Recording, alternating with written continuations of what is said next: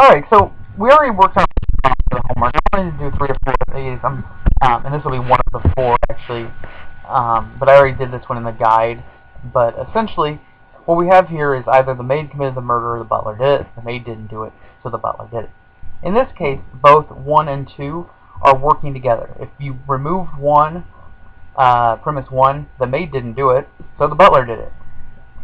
Not nearly as well. It wouldn't be a deductive argument. It would be inductive at that point.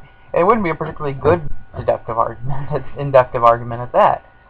Really, it's the 2 of these premises working together. So we're going to put a line and conjoin them. 1 goes in one circle, 2 goes in the other, and 3 is the conclusion. All right, number 6. We're going to skip down number 6. It snowed last year on this date. 2 years ago, it snowed on this date. 3 years ago, it snowed on this date. Therefore, it probably will snow today. Okay? Now, the conclusion has the word therefore, so it's indicating number 4 is our conclusion. So, we can simply insert ourselves a circle here with the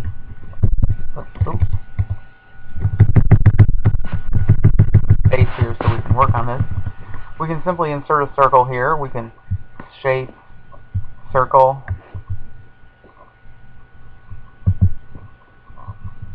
Little circle there. Oops, didn't hold down the shift. I'm just going to delete it. So we get a circle. That's good enough. There's 4 premises, so let's just go ahead and put these up here. And the problem is this vertical? Is it conjoined? What is it? Well, in this case, number 4 is our conclusion. So we can put the number 4 down here in this box.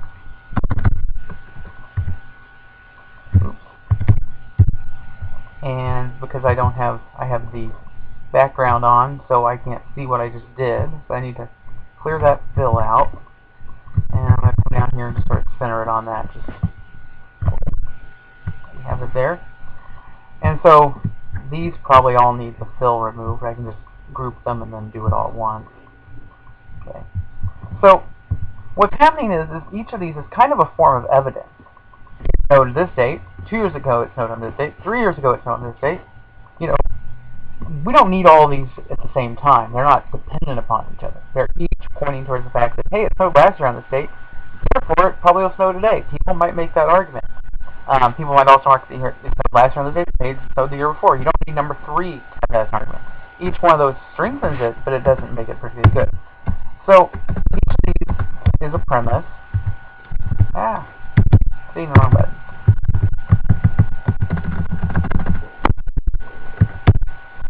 And so we can put all these down here like this. See, now we have that there.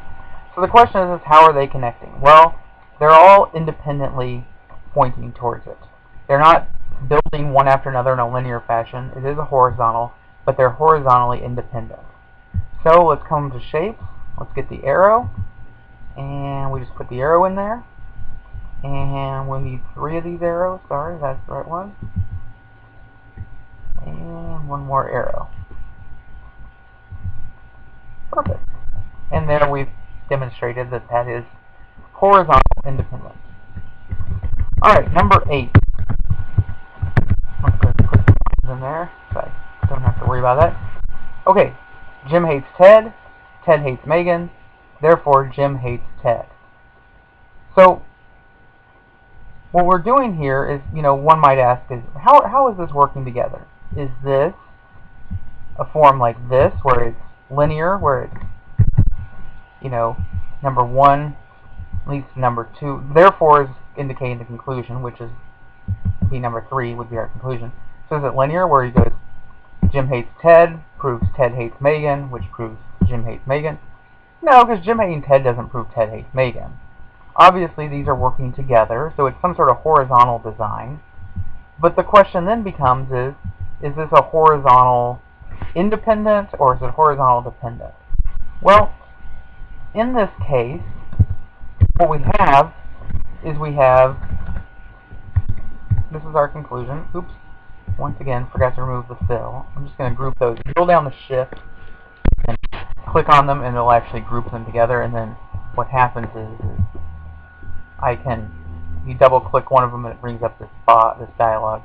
You can click no fill, and then you're doing it all at once for them.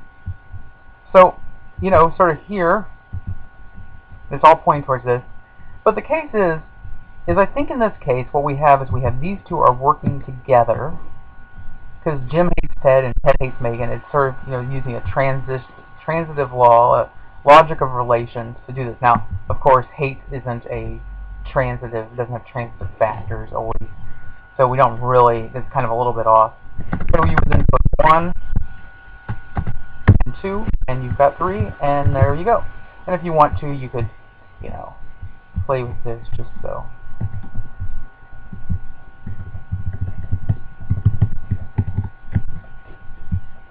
And there you go.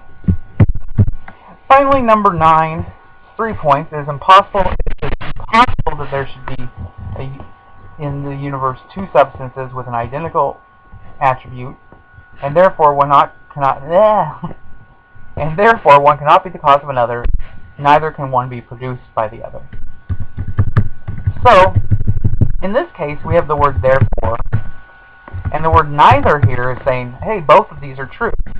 So this is one of these where it appears that there are 2 conclusions. So it's basically point 1 is, make sure to remove the fill, no fill, good. And so basically what this is doing is it's saying, hey, this is proving, number 1 is proving both 2 and 3. So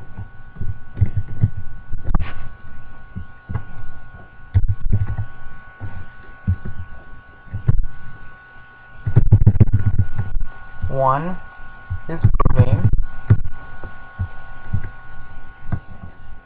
both 2 and 3. So we would then come down here with our arrows, right? That sounds right, right? Our arrows, and we would just go boom and boom, right? No, remember, if you remember, the case is that you can't actually go from one to the other. You have to have one premise. I'm sorry, you can only have one conclusion. So the fact that there's more than one conclusion means you have to have 2 arguments, and it's both linear, so it's 1 down to 2 and 1 down to 3. Okay? I guess I did do a 4th one, number 10. Smoking cigarettes is unhealthy. They contain 4,000 different chemicals. 100 of these are known poisons, and 63 are known to cause cancer. Smokers are more likely to suffer from heart attacks or strokes. Now, the conclusion of this is number 1, and numbers 2, 3, and 4 are sort of, the first, number 2, is saying there are 4,000 different chemicals, which proves number 3, which then sort of leads to number 4, and number 5 is independent, if you kind of follow what I'm doing here. And so what's happening is essentially this one's going to be probably the most complex, and they can become more complex as we go along. But essentially what they're doing is we are using sort of a linear format at first. Remove the fill.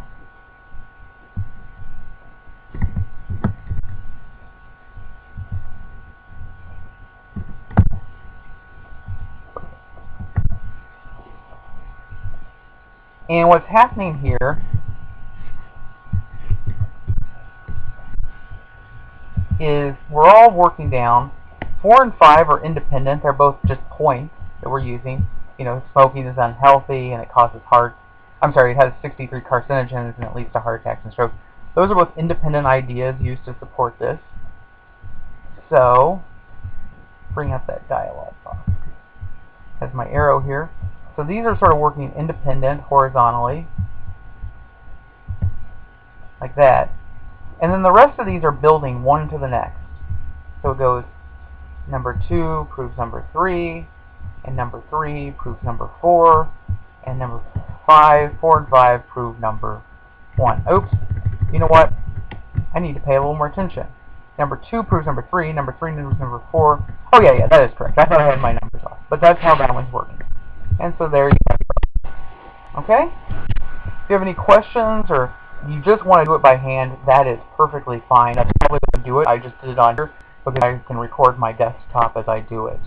And I work with things like this for a living. As a copy editor, I'm also a copy editor as well as a teacher. And I design pages for a newspaper. And so I am very adept at being able to move this stuff around. So I don't expect that you would be able to do it quickly. I would really strongly recommend you do it by hand and then find a scanner, either Parkland, Kinko's, a friend, another business, etc. Alright, have a good day.